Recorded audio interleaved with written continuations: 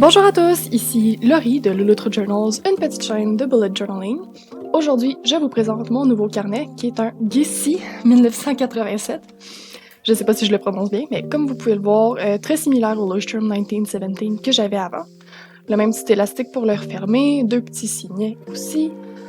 J'aime bien le fini en cuir, les pages sont très similaires à l'intérieur aussi. Le Gissy a un papier de 80 grammes par mètre carré. Ça, dans le fond, ça caractérise l'épaisseur du papier. Il est un petit peu plus épais que le Leuchtturm, qui a des pages de 70 grammes par mètre carré, si je me souviens bien. Donc, mes crayons devraient un petit peu moins se voir au travers des pages. Si tu veux y aller un petit peu plus fort avec les couleurs ou même avec la peinture, je conseille minimum 100 grammes par mètre carré. Là, 120, c'est très bien. Je pense que c'est ça pour les Dingbats. J'ai eu un carnet Dingbats que j'aimais vraiment beaucoup. Peut-être que le prochain, ce sera un Dingbats. Donc, j'aime bien le petit calendex et l'échéancier qui sont inclus dans le Gissy, que je trouve très pratique pour les projets scolaires. Ça va être parfait pour vrai. Les pages sont à poids, tout comme mon Leuchtturm. C'est pas mal le best pour le bullet journal, mais j'ai déjà eu un calicadrier, le Dingbats, justement, que j'aimais vraiment beaucoup aussi. Il y a 144 pages qui, contrairement à celles du Leuchtturm, sont pas numérotées. Le Gissy a aussi une petite pochette à l'arrière, même chose que le Leuchtturm. Par contre, les pages ont un fini un petit peu moins illustré que le Leuchtturm, donc elles pardonnent un petit peu moins le changement d'emplacement de washi tape. Il y a des petits bouts de pages qui partent. On verra ce que ça donne avec le temps, mais c'était vraiment pas si pire que ça. Pour ce qui est de la couleur des pages, pas mal la même chose que le Leuchtturm, donc un blanc chaud vers le crème, là, qui donne un look un petit peu plus vieillot puis qui est moins intense sur les yeux que le blanc pur. C'est quelque chose que j'aime bien, là, les petits looks vintage des pages vieillies. Sinon, les pages, comme je disais, sont quand même d'une épaisseur très semblable, là. Un petit 10 grammes par mètre carré. Ça fait pas une si grosse différence que ça. Donc, le plan de match aujourd'hui, personnaliser le calendex, mettre en place un index, parce que contrairement au Leuchtturm, il n'est pas inclus dans le Gissy. Mettre en place la légende, ou ce qu'on appelle aussi la clé, tester des crayons, puis un petit tracker annuel que je vous présente plus tard dans la vidéo. Donc, pour le calendex, je vais juste ajouter quelques touches de couleur avec mes crayons de type pinceau aqua par spectrum noir. Je vais essayer de mettre un lien vers tous les produits que j'utilise dans la description de la vidéo. Si t'as pas de calendex commodément inclus dans ton carnet, tu peux en faire un très facilement en faisant 3 colonnes sur une page avec le nombre de jours correspondant, ou utiliser l'option la plus répandue pour la planif annuelle, puis tout simplement faire plusieurs petits calendriers. Un peu comme celui que j'ai inclus dans la vidéo de planification hebdomadaire. On va voir dans le coin en haut à droite. Donc, tout ce qu'il faut que tu fasses, c'est que tu laisses assez d'espace autour de tes petits calendriers pour inscrire les principaux événements. C'est un petit peu long à mettre en place, mais c'est vraiment pratique là, pour la planification à long terme, surtout pour les gens qui n'ont pas aussi un agenda digital. Donc, les couleurs que j'utilise, c'est Marigold et Jasmine. Puis, elles fit parfaitement avec la couleur de mon cahier. J'adore ça, pour vrai, je capote. Je trouve que c'est vraiment le fun. Puis, j'utilise aussi, pour le gris en bas de page, un midliner de Zebra Pen pour assombrir, dans le fond, les jours d'extra. J'avais pas de calendex dans mon ancien bullet journal parce que je pensais pas qu'il me durerait une année complète. Ça a d'ailleurs pas été le cas, il a réussi à couvrir de juin à avril au moins. Quand même 10 mois, c'est très bien. Peut-être que lui va me durer un petit peu moins longtemps parce qu'il a l'air d'avoir moins de pages que le Leuchtturm. Il est un petit peu moins épais. Donc, pour la planif à long terme, ce que je faisais, c'est que je divisais mon année en trimestres. Dans le fond, dans une prochaine vidéo, je vais faire un flip-through de mon bullet journal actuel. Vous pourrez y jeter un œil. Et je vous expliquerai ça plus en détail. Donc là, ce que je fais en super accéléré, c'est mon index. Comme je le disais plus tôt, le Gissy n'a pas d'index inclus. Donc, je m'en crée un très simple, une petite colonne pour les numéros de page et une plus large pour inscrire le contenu de la page. Je fais seulement 2 pages parce que j'utilise pas beaucoup l'index, juste pour inscrire les débuts de mois, puis les pages qui sortent de l'ordinaire comme une planification de mon espace de bureau, dont je suis très fière d'ailleurs, qui se trouve sur mon compte Instagram, en passant, ou bien des notes que j'ai prises sur une formation que j'ai suivie. Donc j'ajoute quelques petites touches de couleur, toujours avec les mêmes crayons, là, le Marigold et le Jasmine. Puis j'utilise mes fine liners de Staedtler, des crayons noirs que j'adore. J'aime beaucoup jouer aussi avec l'épaisseur des traits. Pour le contour de mes boîtes d'index, j'ai utilisé le 0.7 mm et l'intérieur le 0.1. Ça aide vraiment à garder un look aéré.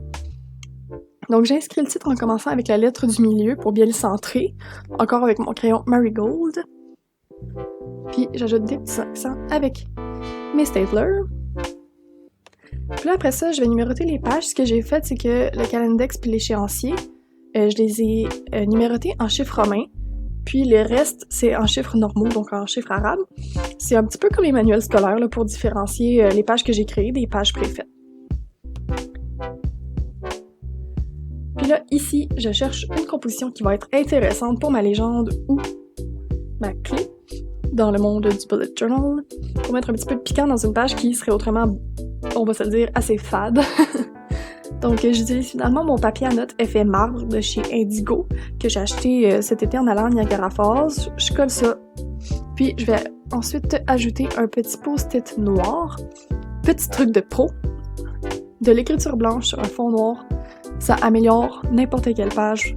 C'est vraiment incroyable comment une si petite attention peut faire une aussi grosse différence. Donc, n'hésite pas à te procurer des post-it noirs ou même un rouleau de washi tape noir. C'est vraiment versatile.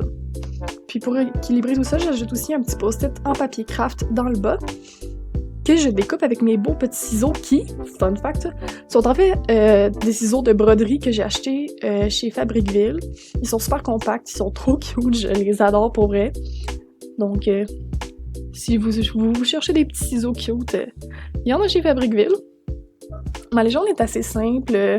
Une case pour une tâche, un trait pour une note, un point pour un événement, un point d'exclamation pour une échéance, une étoile pour indiquer que c'est prioritaire, un symbole plus grand que quand c'est reporté, et une rature quand c'est annulé, et un X quand c'est complété. Ensuite de ça, j'entame le long processus de tester mes crayons, que je vais t'épargner d'ailleurs. Au final, ce que ça donne, c'est ça. Ce que je vais faire, c'est que je vais encadrer mes essais selon le kit de crayons, c'est-à-dire la marque. Je mets le titre dans le bas de la page parce que j'avais commencé assez haut, puis en même temps, ça fait un petit peu de changement. Le résultat est assez moyen, mais ça va s'améliorer dans quelques minutes. Hold on here, please. Je vais aussi tester tous mes crayons Triplus Fineliner de Staedtler sur la prochaine page. J'en ai beaucoup. Je pense que j'ai la boîte de 42 ou 48. Bref, celle qui a le plus de crayons qui est disponible sur le marché, parce que je suis accro. D'ailleurs, l'endroit où ils sont les moins chers, c'est chez Bureau Agro. Je les ai magasinés. Donc, j'ai inscrit aussi les mesures de la grille de mes pages, puis j'ai mis des échantillons de washi tape, mais comme pour ma page précédente, c'est assez moyen. Donc, ce que j'ai fait, c'est que j'ai changé 2, 3 ou 10 trucs hors caméra. Je vais te montrer ça tout de suite après mon Year in Pixels, ce que je suis en train de faire. En fait, un Year in Pixels, c'est un tracker d'humeur, donc t'as une légende avec un code de couleur pour, mettons, un certain nombre d'humeurs. Puis si je suis assidue, à la fin de l'année, je devrais avoir une belle mosaïque colorée. J'ai inscrit les mois en utilisant le code pour la date de péremption d'aliments. Je me suis dit que c'était la manière la plus pratique de le faire et c'est quand même assez cute. Donc, c'est pas mal ça pour le moment. Puis là, je change mes washi tape de place, mais ça, c'est pas très grave. De toute façon, ça va changer. Je ramasse mes choses, mais comme je disais, ça n'est pas fini. Je suis une incorrigible perfectionniste, donc il a fallu que je change quelques trucs et que je tente de sauver la situation pour mes pages. Ce que j'ai fait, c'est que j'ai modifié, même pour le calendex, j'ai mis en évidence les fins de semaine. J'ai aussi inscrit, dans le fond, les dates importantes, les anniversaires. J'ai aussi ajouté les petites phases de la lune parce que je trouve que ça faisait cute. Puis ça m'intéresse un peu aussi, là, on va se dire. L'échéancier est resté blanc parce que, comme je disais, ça va être utile plus pendant les cours. J'ai inscrit les pages que j'ai faites dans l'index. Puis là, la légende est la même. Et c'est ici que ça devient intéressant. Tout ce que j'ai fait, c'est que j'ai noirci les lignes où j'ai inscrit le nom de la marque de crayon. Puis j'ai ajouté quelques traits aux lignes plus fines. C'est un truc infaillible pour les lignes grattées, pour vrai. Pour l'autre page, j'ai enlevé les washi tape, puis j'ai fait un petit collage avec tous mes post-it par-dessus la grille que j'avais faite. J'ai aussi ajouté le code de couleur pour mon Year in Pixels. C'est tout pour aujourd'hui. Oublie pas de t'abonner et d'activer les notifications. On se voit lundi prochain pour une autre vidéo.